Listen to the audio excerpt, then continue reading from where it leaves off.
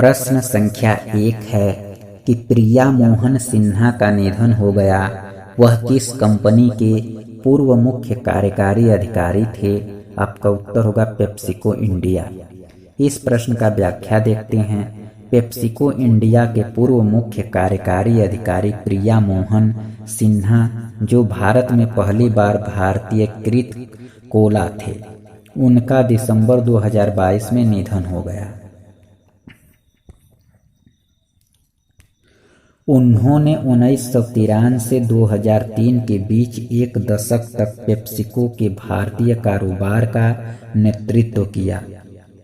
प्रश्न संख्या 2 है कि संयुक्त राष्ट्र सुरक्षा परिषद ने हिंसा को समाप्त करने की मांग के लिए 74 वर्षों में किस देश पर अपना पहला प्रस्ताव पारित किया? उत्तर होगा म्यांमार। इस प्रश्न का व्याख्या देखते हैं। संयुक्त राष्ट्र सुरक्षा परिषद ने हिंसा को समाप्त करने की मांग के लिए 74 वर्षों में म्यांमार पर अपना पहला प्रस्ताव अपनाया है। प्रस्ताव में आंग सान सू की और पूर्व राष्ट्रपति विन मिंत सहित मनमाने ढंग से हिरासत में लिए गए सभी कैदियों को तुरंत रिहा करने का आग्रह किया गया है। म्यांमार राजधानी है आपका नेपियडा, मुद्रा है बर्मी क्यात, राष्ट्रीय खेल है इसका चिनलोन। प्रश्न संख्या 3 है कि संसद ने 21 दिसंबर 2022 को कौन सा विधेयक पारित किया है जो भारतीय अधिकारियों को खुले समुद्र में समुद्री डकैती के खिलाफ कार्रवाई करने में सक्षम बनाता है? उत्तर होगा समुद्री डकैती रोधी विधेयक 2022। इस प्रश्न का व्याख्या देखते हैं। संसद ने 21 दिसंबर 2022 को राज्यसभा की मंजूरी के साथ मैरीटाइम एंटी पायरेसी बिल 2022 पारित किया है। यह विधेयक भारतीय अधिकारियों को खुले समुद्र में समुद्री डकैती के खिलाफ कार्रवाई करने में सक्षम बनाता है। प्रश्न संख्या 4 है कि भारत ने संयुक्त राष्ट्र शांति सैनिकों के मानसिक स्वास्थ्य पर यूएनएससी के प्रस्ताव के पक्ष में मतदान किया है। किस देश ने प्रस्ताव का मसौदा तैयार किया? उत्तर होगा मेक्सिको। इस प्रश्न का व्याख्या देखते हैं। भारत ने संयुक्त राष्ट्र शांति सैनिकों के मानसिक स्वास्थ्य पर यूएनएससी के प्रस्ताव के पक्ष में मतदान किया है। संयुक्त राष्ट्र सुरक्षा परिषद यूएनएससी के सदस्यों ने सर्वसम्मति से संयुक्त राष्ट्र शांति अभियानों के कर्मियों के लिए मानसिक स्वास्थ्य और मनोसामाजिक समर्थन पर एक प्रस्ताव पारित किया। प्रश्न संख्या 5 है कि कौन सा देश का पहला कार्बन न्यूट्रल पावर एक्सचेंज बन गया है? उत्तर होगा भारतीय ऊर्जा विनिमय।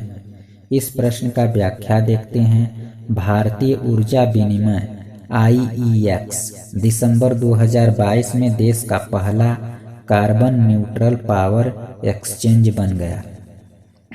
IEX ने स्वच्छ परियोजनाओं से CER प्रमाणित उत्सर्जन में कमी को स्वेच्छा से रद्द कर दिया। प्रश्न संख्या 6 है कि the Indian Navy 75 reminiscing the voyage शीर्षक वाली पुस्तक के लेखक कौन हैं? उत्तर होगा रंजीत बी राय और अरित्रा बनर्जी। इस प्रश्न का व्याख्या देखते हैं। कमोडोर रंजीत बी राय सेवानिवृत्त और रक्षा पत्रकार अरित्रा बनर्जी द्वारा लिखित the Indian Navy 75 reminiscing the voyage नामक पुस्तक दिसंबर 2022 में जारी की गई। प्रश्न संख्या 7 है कि भैरव सिंह राठौर का दिसंबर 2022 में जोधपुर में निधन हो गया। वह निम्नलिखित में से किस क्षेत्र से जुड़े थे? उत्तर होगा रक्षा। इस प्रश्न का व्याख्या देखते हैं। पूर्व बीएसएफ दिग्गज और 1971 के भारत पाकिस्तान युद्ध के नायक लांस नायक भैरव सिंह राठौर का 20 दिसंबर 2022 को 81 वर्ष की आयु में जोधपुर में निधन हो गया।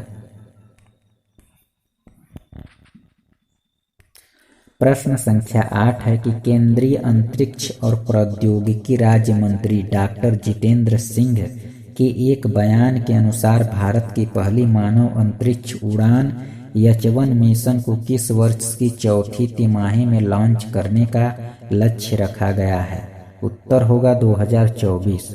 इस प्रश्न का व्याख्या देखते हैं। केंद्रीय अंतरिक्ष एवं प्रौद्योगिकी राज्य मंत्री डॉक्टर जितेंद्र सिंह ने घोषणा की है कि भारत की पहली मानव अंतरिक्ष उड़ान H1 मिशन को 2024 की चौथी तिमाही में लॉन्च करने का लक्ष्य रखा गया है। प्रश्न संख्या 9 है आपका कि राष्ट्रीय गणित दिवस हर साल कब मनाया जाता है? उत्तर होगा 22 दिसंबर को। इस प्रश्न का व्याख्या देखते हैं कि प्रसिद्ध गणितज्ञ श्रीनिवास रामानुजन की जयंती मनाने के लिए हर साल 22 दिसंबर को राष्ट्रीय गणित दिवस मनाया जाता है। उनका जन्म 1887 में तमिलनाडु के ईरोड में हुआ था। 1911 में रामानुजन ने journal of the Indian mathematical society में अपना पहला पेपर प्रकाशित किया। प्रश्न संख्या 10 है कि ढोकरा कला जो हाल ही में समाचारों में रही है, निम्नलिखित में से किससे संबंधित है? उत्तर होगा धातु की ढलाई। इस प्रश्न का व्याख्या देखते हैं। मोहनजोदड़ो शताब्दी 2300 से 1750 ईसा पूर्व की नृत्यांगना न केवल हड़प्पा सभ्यता की कला का सबसे प्रसिद्ध नमूना है, बल्कि यह उस कला की धातु कला के बेहतरीन उदाहरणों में से एक है। यह विश्व प्रसिद्ध मूर्ति ढोकरा नामक एक अनूठी धातु ढलाई परंपरा का सबसे पुराना उदाहरण भी है, जो आज तक भारत के कुछ हिस्सों में जीवित है। प्रश्न संख्या 11 है कि हाल ही में खबरों में रहा मुदुमलाई टाइगर रिजर्व किस 3 राज्यों के ट्राई जंक्शन पर स्थित है?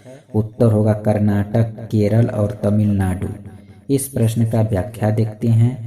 Mudumalai tiger reserve Mudumalai tiger reserve Tamil Nadu के नीलगिरी जिले में स्थित है। यह 3 राज्यों कर्नाटक, केरल और तमिलनाडु के त्रि जंक्शन पर है।